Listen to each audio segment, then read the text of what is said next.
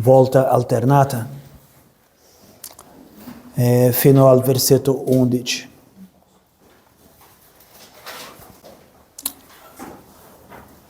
Tutti hanno trovati? Sì. Bene. Dice così.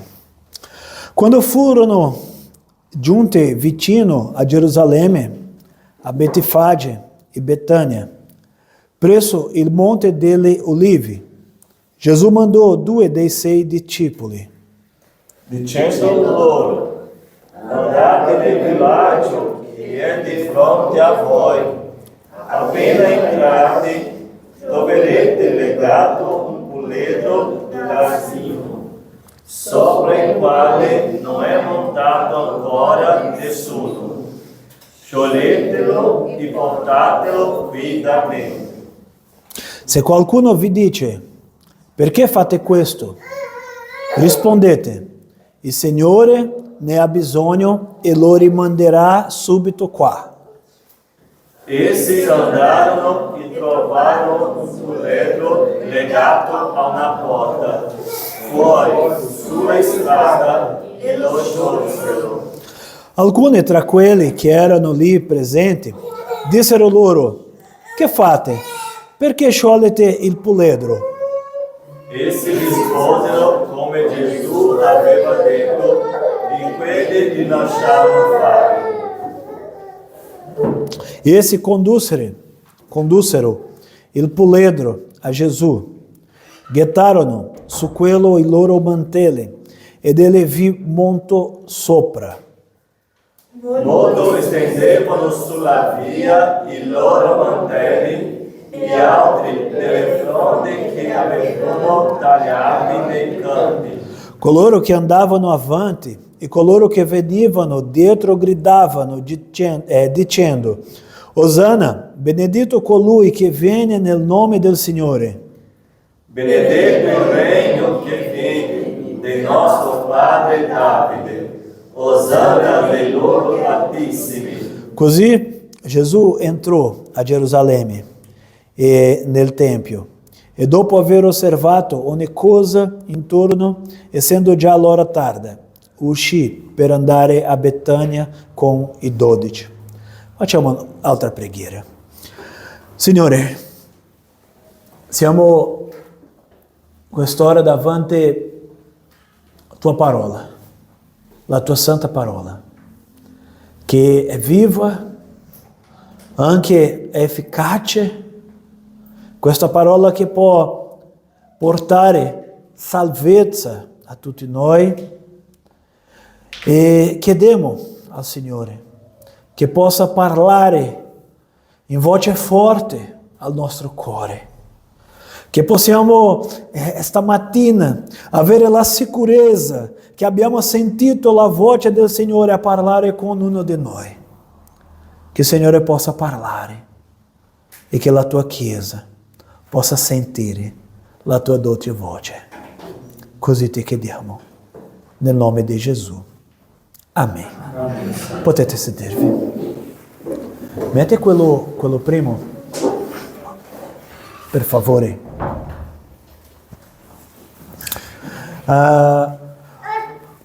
Fratelli, ho scelto questo testo per oggi. Prima, come abbiamo finito, io lo so che è la mia figlia, ma come qualche bimbo lasciamo la mamma risolvere e noi ci mettiamo qua davanti.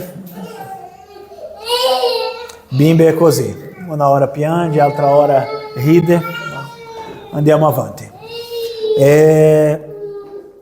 Ho pensato, come abbiamo finito la lettera di Giacomo, io avevo pensato di iniziare una nuova serie, ma dopo ho pregato al Signore e penso che questa settimana e la prossima domenica dobbiamo fare questa preparazione per la Pasqua. Come ho detto, questa è la data più importante. Interessante perché ancora non lo so qui in Italia perché è la prima volta che sono qua in Pasqua, ma in Brasile almeno tutte le persone valutano di più il Natale, è vero? E la Pasqua non è così, è di più i bambini per i dolci, tutta quella cosa di coniglio che non lo sappiamo come è messo nella Pasqua, ma penso che dobbiamo sì riguardare questo pensiero e anche questa settimana che la Chiesa chiamava la Settimana Santa è iniziata oggi e fino al giorno della resurrezione. Dobbiamo pensare, dobbiamo riguardare tutto ciò che questa data rappresenta per noi. E per questo ho scelto questo testo di Marco 11.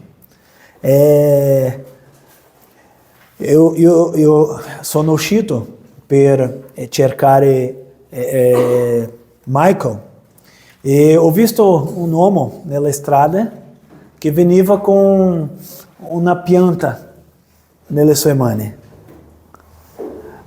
Qualcuno sa perché? Come la Chiesa chiama questa domenica? Domenica delle Palme. Questa è la domenica perché è la domenica, una settimana prima della Pasqua, quando il Signore Gesù è arrivato in Gerusalemme. E tutta quella settimana sono molti eventi che hanno successo. È interessante perché il Vangelo di Marco è condiviso in 3 parti. E una sola parte, la terza parte, questa che inizia al capitolo 11. Marco, questo ultimo terzo del Vangelo di Marco, è tutto per parlare di questa ultima settimana di Gesù. Se l'evangelista ha capito che è una settimana importante per parlare tante cose, anche noi dobbiamo pensare in questa settimana. Ma vediamo cosa dice il testo che appena abbiamo letto di questo ingresso trionfale del Signore Gesù a Gerusalemme.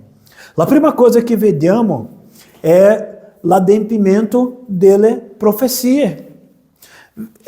Vediamo cosa dice il primo versetto. Dice così, possono lasciare la Bibbia aperta perché dobbiamo riguardare il testo.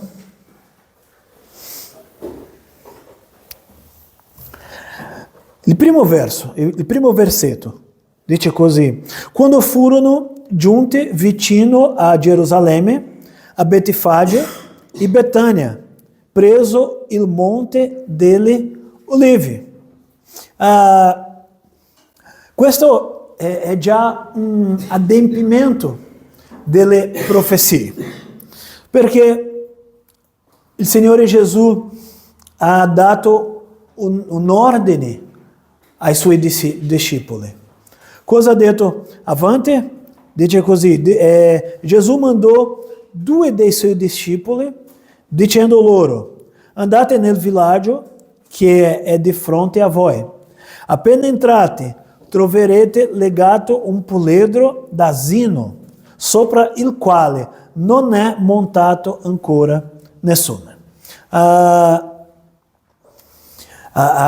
Quando i discepoli hanno sentito questa istruzione di Gesù, per noi può sembrare strano, magari pensare che Gesù stesse dicendo ai suoi discepoli per rubarli un asino. Prende un asino, asino per essere più semplice, in in portoghese diciamo un burro, un burro, un jumento, questo animale. Asno, va bene la parola in portoghese, un asno. Come se Gesù dicesse ai suoi discepoli per rubarli un asino, ma davvero non è quello che sta succedendo. Il Signore sta adempiendo consapevolmente le profezie dell'Antico Testamento, dove in più di un'occasione le profezie sulla venuta del Messia dicevano che il Messia sarebbe entrato in città cavalcando un asino. Leggiamo insieme, deve lasciare aperto questo testo, ma apriamo anche Zaccaria, capitolo 9, versetto 9. Zaccaria è il penultimo libro dell'Antico Testamento.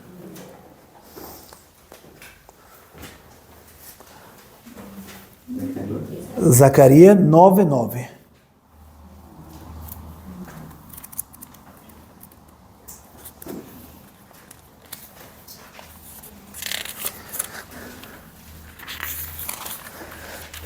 Guardate cosa dice il profeta Zaccaria. Esulta grandemente, ó filha di Sion. Manda, grida di gioia. Scusate fratelli, io aspetto tutti trovare, va bene? Qui andiamo piano piano. Andiamo velocemente solo per iniziare. Dopo che iniziamo possiamo andare piano. Sì. Manca una. Deborah cerca per Sara. Marquinhos, hai trovato? Sì. Bravo.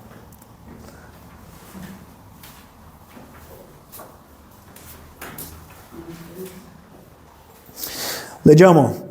Esulta grandemente, ó figlia di Sion. Manda, grida di gioia, ó figlia di Gerusalemme. Ecco, il tuo re viene a te. Ele è giusto e vitorioso. Umile, ingroppa a un asino, sopra un poledro, il piccolo della asina. Il Signore Gesù sicuramente conosceva questa profecia, questo che aveva detto le profezie dell'Antico Testamento. E è interessante perché la maggior parte dei re del mondo antico, davvero, cavalcavano in grandi cavalli, magnifici cavalli. Ricordatevi di Alessandro Magno, che aveva quello cavallo bianco, giusto? Bellissimo. Ma questo non ha successo con i re dei giudei. Doveva venire cavalcando un asino. Questa profecia che troviamo in Zaccaria affonda le sue radici molto prima nell'Antico Testamento. E dobbiamo affrontare, perché gli ebrei avevano una coscienza che questa opera futura di re che sarebbe salito sul monte Sion, cavalcando un asino, quello re sarebbe il futuro Messia. Magari per altri popoli questo poteva non dire niente, ma gli ebrei sapevano che il Redentore, il suo re, veniva in un asino.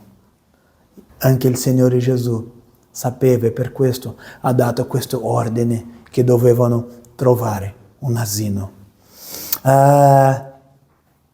C'è altra cosa in questo testo non só doveva essere un asino, ma aveva una outra cosa specifica. Qual era? Un asino in cui, cosa dice? Nessuno mai ha cavalcato. Giusto? È questo che dice. Adesso siamo a Marco.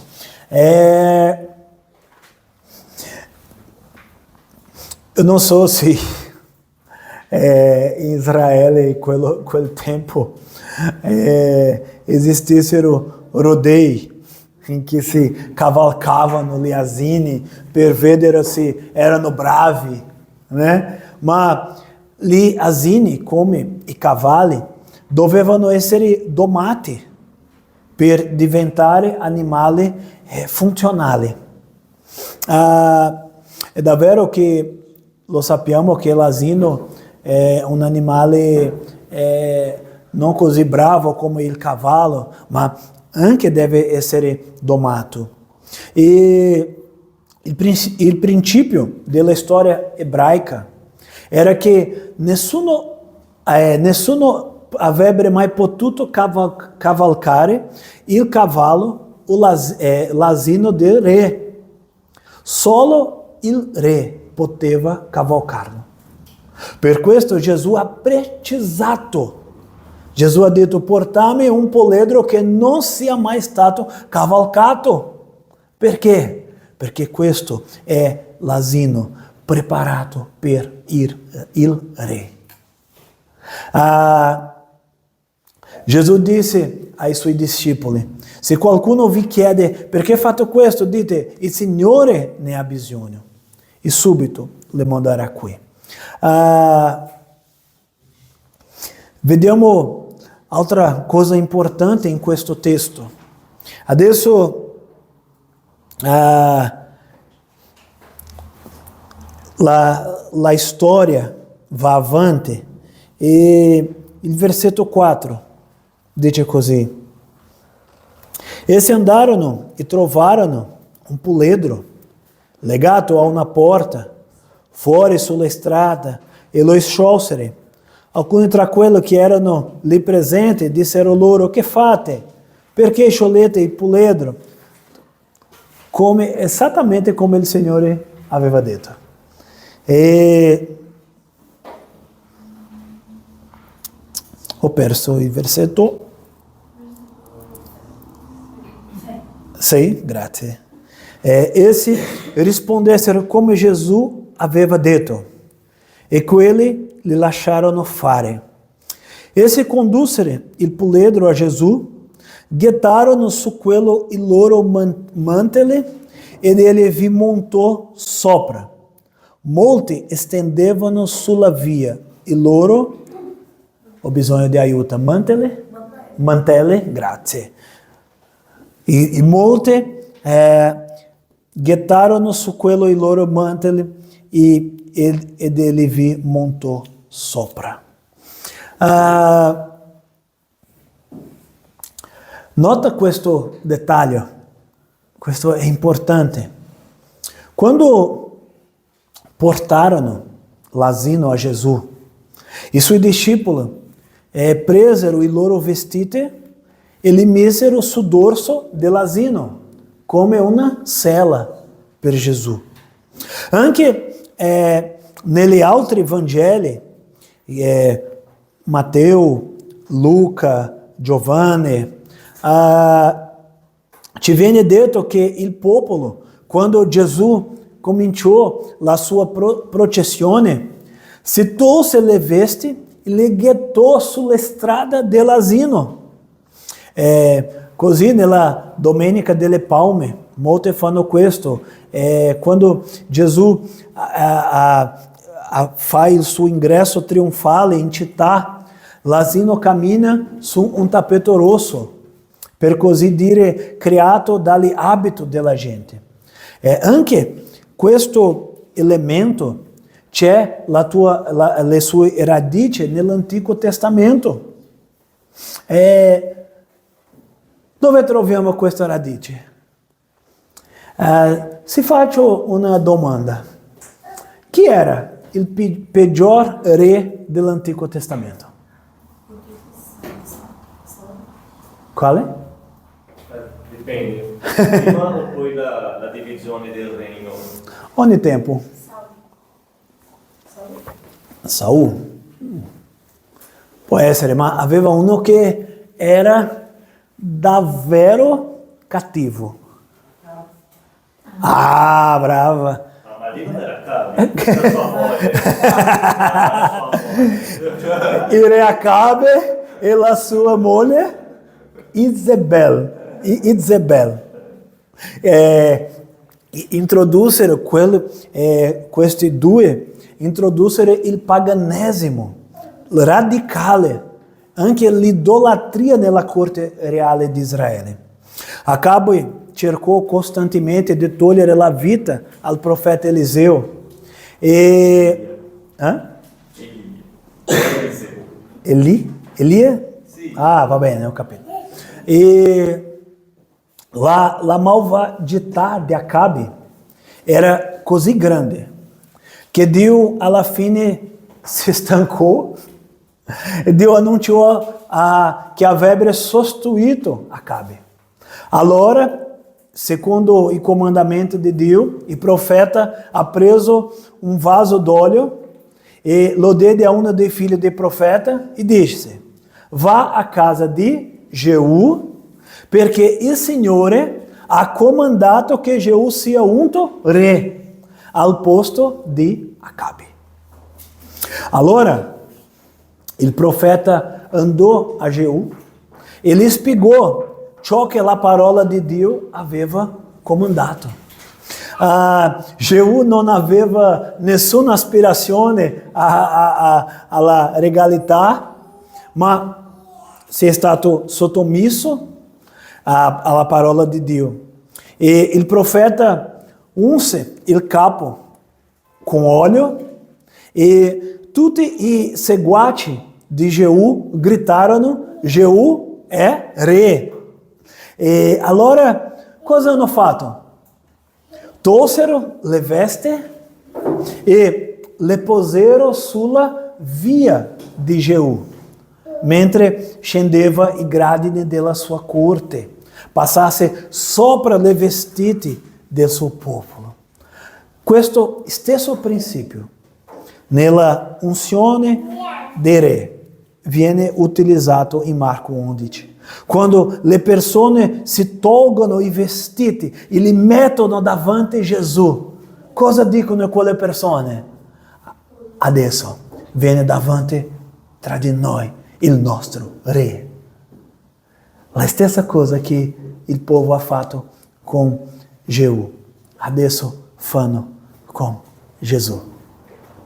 Anche il nome sembra un po' Gesù. Ma adesso poi leggiamo che Gesù iniziò questo viaggio e per questo molto chiamano Domenica delle Palme, perché le persone tagliavano rami con foglie degli alberi e li aspergeva lungo la strada. E mentre Gesù camminava, davvero quello asino camminava, e Gesù, cosa il povo gritava? Osana! Cosa significa Osana? Signore, salva-te! E dicevano, benedetto è colui che viene nel nome del Signore. Celebriamo la Settimana Santa a partire di questa domenica, la Domenica delle Palme. Venerdì ricordiamo la crocifissione e domenica ricordiamo la resurrezione. Ma è interessante perché Marco inizia la sua narrativa, Marco, con questa Domenica di Palme. Perché, ad esempio, Giovanni, quando racconta questa parte della storia, Giovanni mostra Gesù a Gerusalemme per 4 mesi prima della crocificazione. Ma Marco no, Marco dice, no, questo è un evento importante, dobbiamo essere attenti, dobbiamo guardare bene. L'idea è che Marco probabilmente stia comprimendo questo evento e in realtà questo luogo in autunno, durante il periodo della festa dei tabernacoli, dove le persone tipicamente avevano rami di palma come parte della celebrazione di quella particolare festa.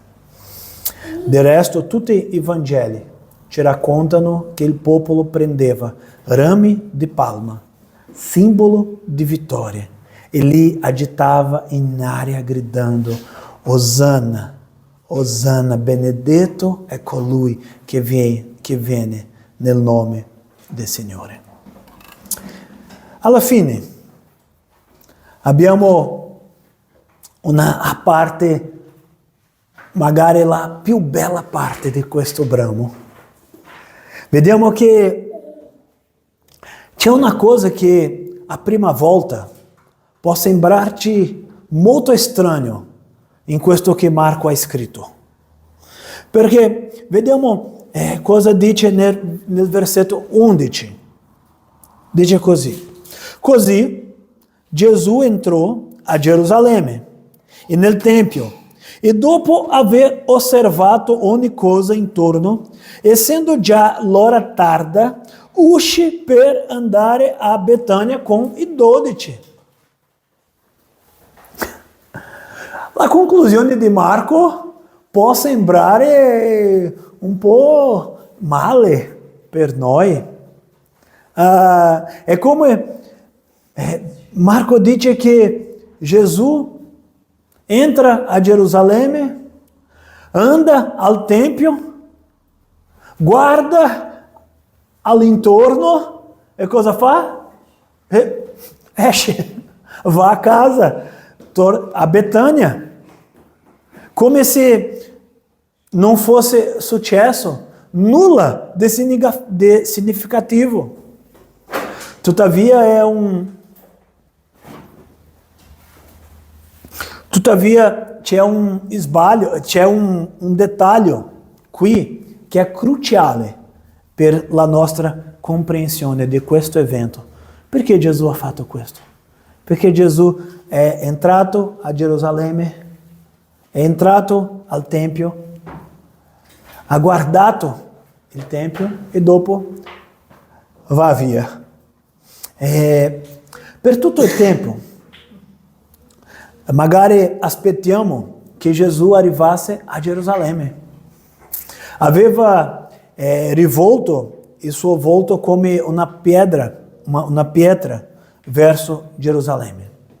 Lo abbiamo osservato di quando ele annunciò ai suoi discepoli che sarebbe andato nella città santa per soffrire e morire. Ma Gerusalemme, guardate bene, Gerusalemme non era la sua destinazione finale, era la penultima destinazione. La sua destinazione finale era il Tempio. Gesù stava andando al Tempio, stava guardando il luogo dove storicamente venivano offerti i sacrifici, stava andando al Tempio che adesso sostituiva il tabernacolo, che nella sua stessa struttura e uso era una profezia vivente del Messia a venire. Quello tempo serviva a questo. Dopo del tabernacolo hanno fatto un tempio e tutto quello che ingressavano in quello tempo dovevano ricordare: aspettiamo quello grande giorno che verrà il Messia. Questo diceva il Tempio. Come abbiamo detto, ancora oggi gli ebrei aspettano questo Messia.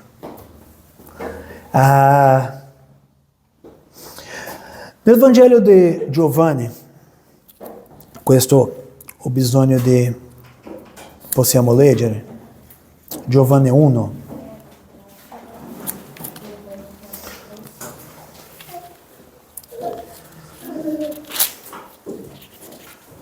Quando Giovanni 1,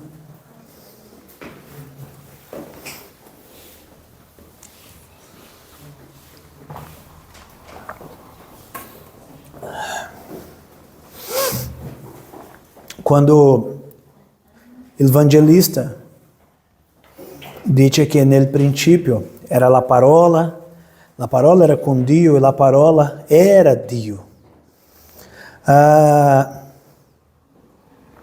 Dopo, un po' più avanti, al versetto 14, Giovanni scrive: e la parola è diventata carne e ha abitato per un tempo fra di noi, piena di grazia e di verità. E noi abbiamo contemplato la sua gloria, gloria come di unigenito del Padre.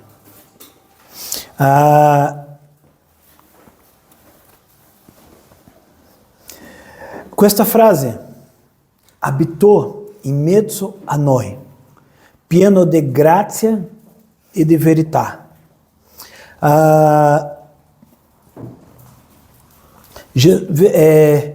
Vedete cosa Giovanni stava a guardare.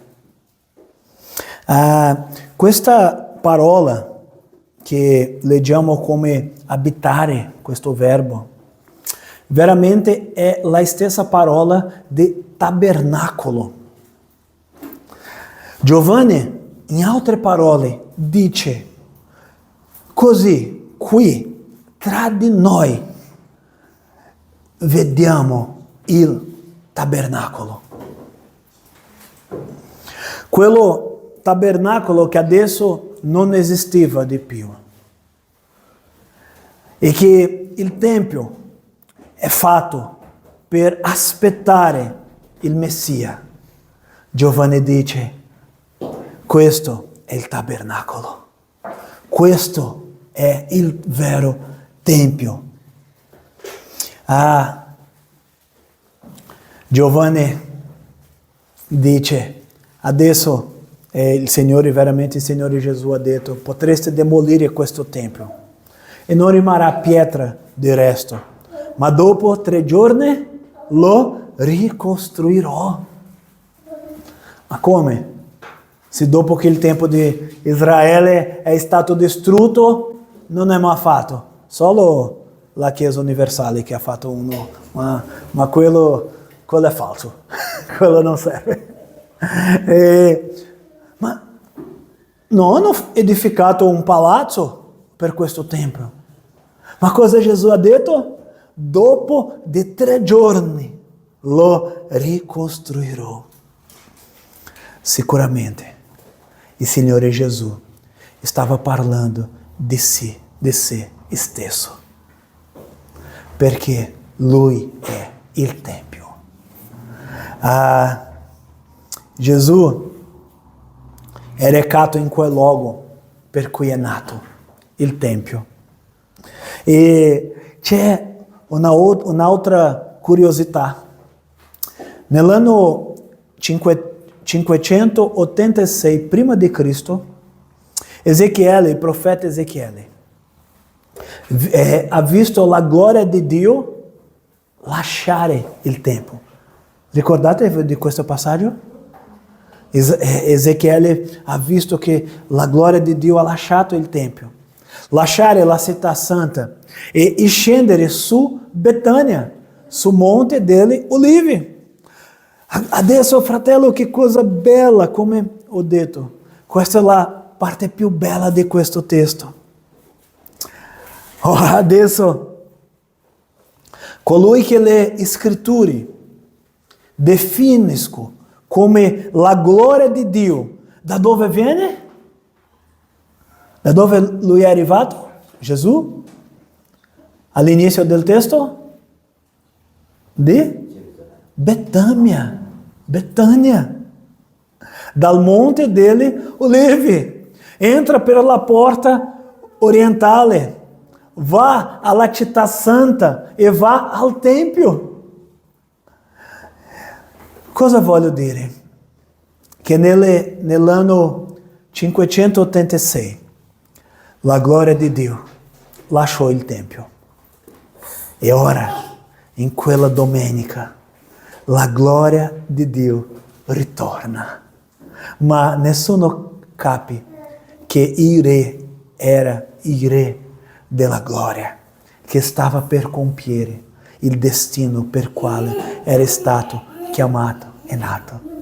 Quello che era il Tempio, quello che era la gloria di Israele, ha ingressato nel Tempio. E altra volta il Tempio è pieno della gloria di Dio. Che durante questa settimana, che da molti chiamata Settimana Santa, possiamo riporre il nostro cuore e la nostra mente nella speranza della salvezza in Cristo Gesù. Tutte le promesse su Messia si sono compiute.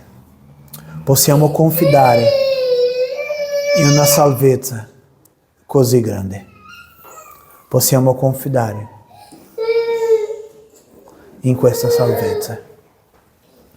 E nella domenica prossima per noi sarà molto speciale il nostro primo culto di Pasqua.